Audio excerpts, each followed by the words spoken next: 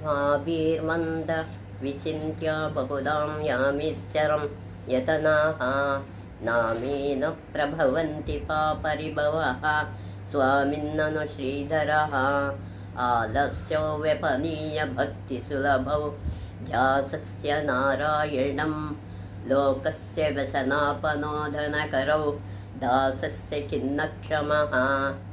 ಎಲೈ ಮೂಢಮನವೇ, ಯವಲೋಕದಲ್ಲಿ ಬಹುಕಾಲ ಆಗುವ ಯಾತನೆಗಳನ್ನು ಬಹುವಾಗಿ ಯೋಚಿಸಿಕೊಂಡು ಹೆದರದಿರು.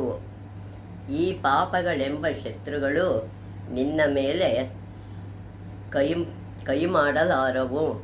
ಶ್ರೀಧರನು ನಿನ್ನ ಸ್ವಾಮಿಯಲ್ಲವೇ?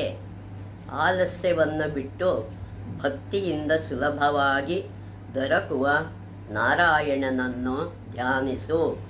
ಲೋಕಕ್ಕೆಲ್ಲ ಆಗುವ ದುಃಖವನ್ನು ಪರಿಹರಿಸಬಲ್ಲವನು ತನ್ನ ಭಕ್ತನ ಚಿಂತೆಯನ್ನು ಹೋಗಲಾಡಿಸಲಾರನೆ ಅಂತ ಕುಲಶೇಖರರಾಜರು ಕೃಷ್ಣನಿಗೆ ಹೇಳ್ತಾ ಇದ್ದಾರೆ.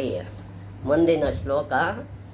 ಭವಜಲಧಿ ಗಾತಾನಂ ದ್ವಂದ್ವವಾತಾಹತಾನಂ ಸುತದಿಹಿತೃಕಳತ್ರತಾಳಭಾರಾಬ್ಧಿ ತಾನಾಂ ವಿಷಮ ವಿಷಯತೋಯ ಮಧ್ಯತಾಂ ಅಪ್ಲವಾನಾಂ ಭವತು ಶರಣಮೇಕೋ ವಿಷ್ಣುಪೋತೋ ನಾರಾಯಣಂ.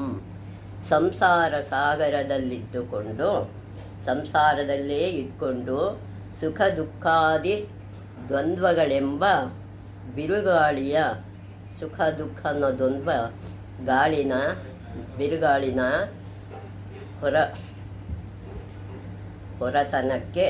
ಹೊಡೆತಕ್ಕೆ ಸಿಕ್ಕಿ ಮಗ ಮಗಳು ಹೆಂಡತಿಯರನ್ನು ಕಾಪಾಡುವುದೆಂಬ ಭಾರದಿಂದ ನಾನೇ ಕಾಪಾಡೋದನ್ನು ಭಾರ ಸಂಕಟ ಪಡುತ್ತಾ ಕಷ್ಟತರವಾದ ವಿಷಯವೆಂಬ ನೀರಿನಲ್ಲಿ ಕಷ್ಟವಾದ ವಿಷಯ ಅನ್ನುವಂಬ ನೀರಿನಲ್ಲಿ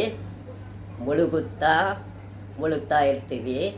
ದಾಟುವ ದೋಣಿಯನ್ನು ಕಾಣದೆ, ಯಾವ ರೀತಿ ದಾಟಬೇಕು ಅನ್ನೋದು ಕಾಣದೆ ಇರುವ ಜನರಿಗೆ ವಿಷ್ಣುವೆಂಬ ಹಡಗೊಂದೇ ಆಸರೆಯಾಗಿರುವುದು. ವಿಷ್ಣು ಅನ್ನೋ ಹಡಗು ಅದಕ್ಕೆ ಆಸರೆ ನಮಗೆಲ್ಲರಿಗೂ. ಈ ಭಾಗ್ಯ ಕೊಡಲಿ ಅಂತ ಕುಲಶೇಖರ ಆಳ್ವಾರರು ದೇವರನ್ನ ಕೇಳ್ಕೊತಾ ಇದ್ದಾರೆ. ಇನ್ನು ಮುಂದಿನ ಶ್ಲೋಕ ಮುಂದೆ ನೋಡುವ. ವೀಕ್ಷಕರೇ, ಇದುವರೆಗೂ ಏನೇನು ಮಾಡಿದ್ದೀವಿ ಅದನ್ನೆಲ್ಲ ನೀವು